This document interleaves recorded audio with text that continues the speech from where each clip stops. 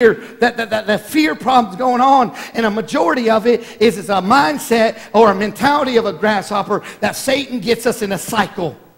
And we'll see there that we will always live in spiritual ghettos when Christ has called us to be seated with him in heavenly places. Are you following that right now?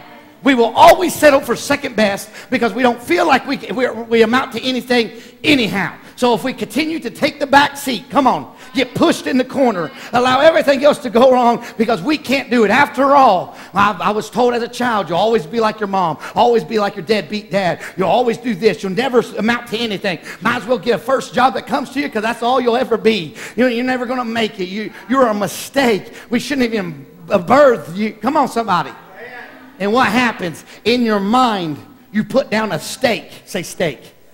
And in your subconscious, there'll always be a stake that whenever you get to going somewhere, boom, that'll hit you. And fear of failure and fear of insufficient and fear of all these things makes you go back down. Do you understand that they hold an elephant? Say elephant. They hold a 2-ton elephant by a little bitty stake, a wood stake that's driven into the ground and a chain around his foot. Now, I submit to you that if any time that big elephant wanted just to shake his leg, that chain would break off and that stake would go flying out of the ground. Would it not?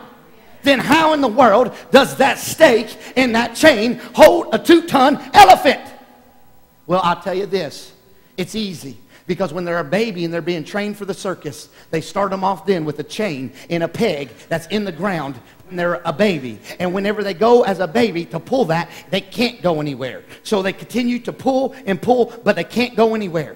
And now they get a little bit older and they think, come on now, the thought of that stake won't move keeps them from trying. My God, I'm preaching now.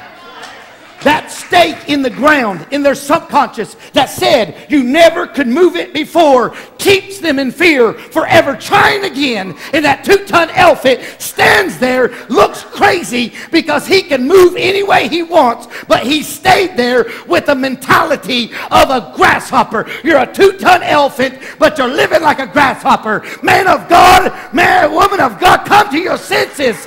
Rise up in Holy Ghost boldness and become what Christ has called you to do. Get the chains off that aren't really there that hold you. My God, if Jesus defeated death, hell, and the grave, what's a little chain over your life?